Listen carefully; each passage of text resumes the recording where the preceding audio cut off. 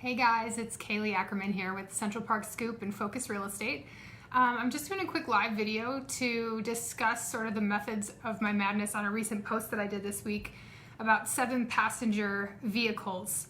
I don't know about you guys, but I've purchased now, I think, 4 7-passenger vehicles, and every time I just feel like it's a lot of research to figure out what my options are and what the best fit is for my family, and it's never easy to look it up because each make and model has all sorts of different options, and some options don't offer the third row, and it just takes a lot of time. So I figured that I'd put together a list with all of the 7+ passenger vehicle options that are currently on the market.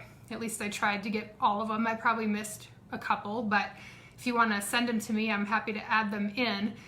And the way that I did it is to separate them into different categories. So there's small SUVs, mid-size SUVs, full-size SUVs, and then a luxury version of both of the mid-size and the full-size SUVs.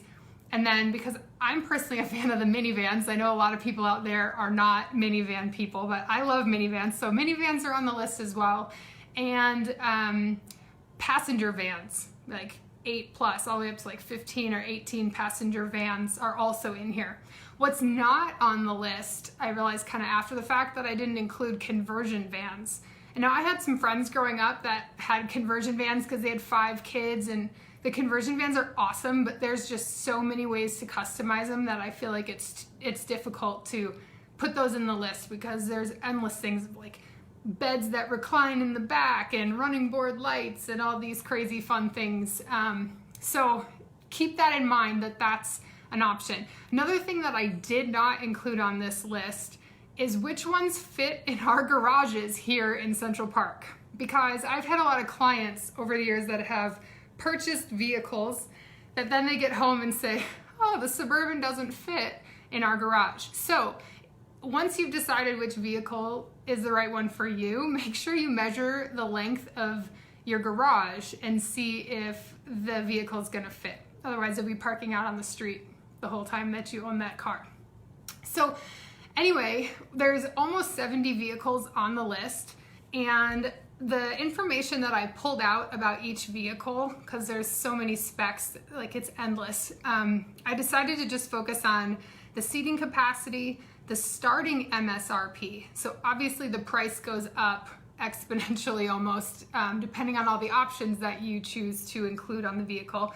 So I just did the starting MSRP for the 7-passenger version. So let's say that like a Toyota 4Runner can come as a 5-seater, but that MSRP would be lower than their 7-passenger.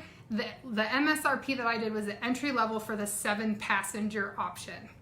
Then we did fuel economy, which I noted in here which vehicles come as electric or hybrid or even diesel options, but I did not use those when reporting the fuel economy because I was trying to keep it even across the board. So fuel economy is in here, drivetrain, front-wheel drive, all-wheel drive, 4-wheel drive. You can look up the difference between them. I think most people kind of understand that, but usually the all-wheel drive or 4-wheel drive option is going to be more expensive.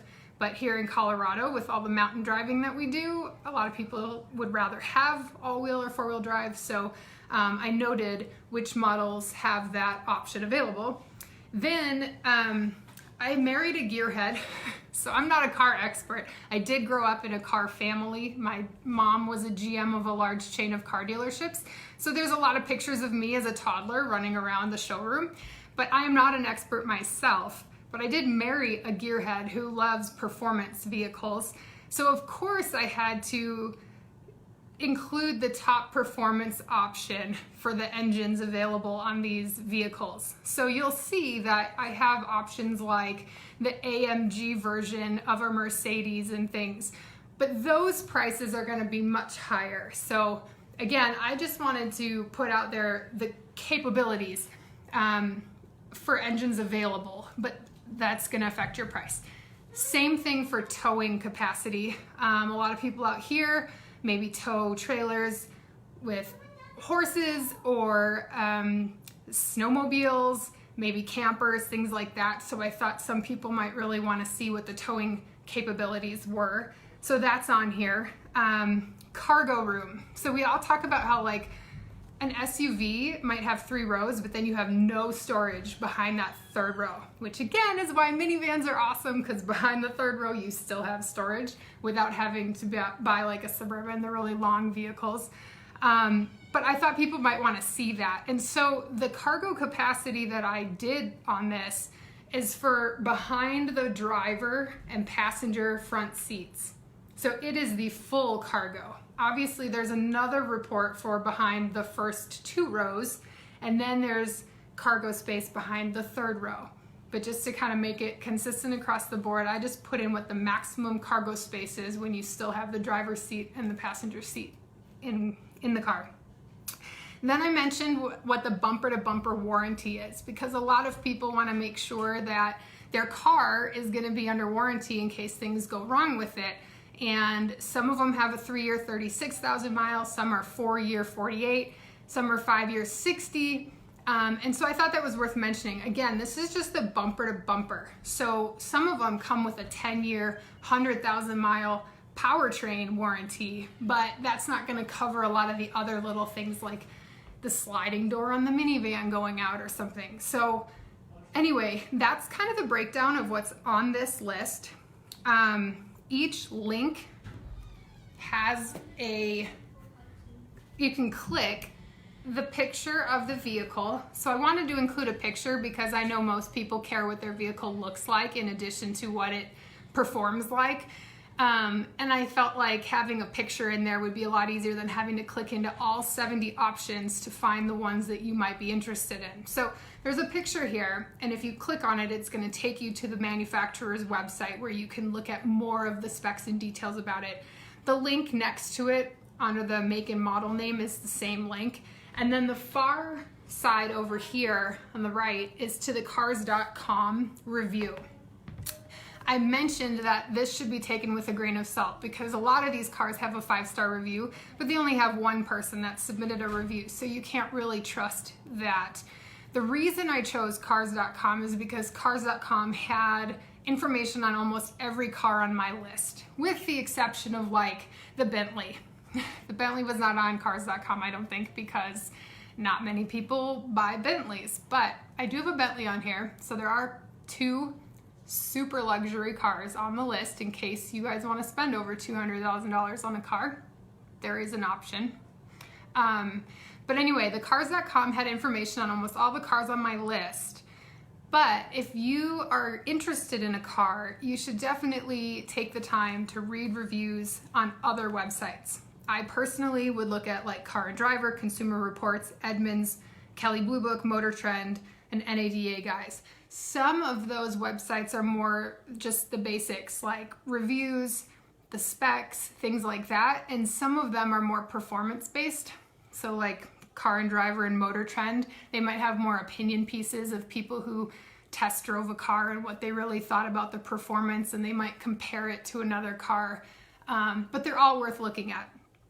So yeah, we have that, and I think that's most of it. Then once you decide which cars you're interested in, a short list per se, you'll want to test drive them. And I know that right now with COVID-19, a lot of people don't really want to go to the dealerships and test drive cars. So I thought it would be worth mentioning, I'll answer your question in a second, Marielle.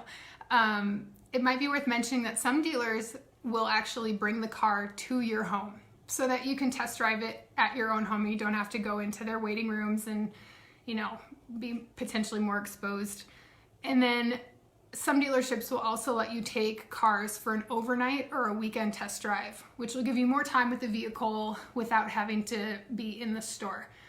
I have never used Centennial Leasing and Sales, but I've heard great things about them from numerous people in the neighborhood.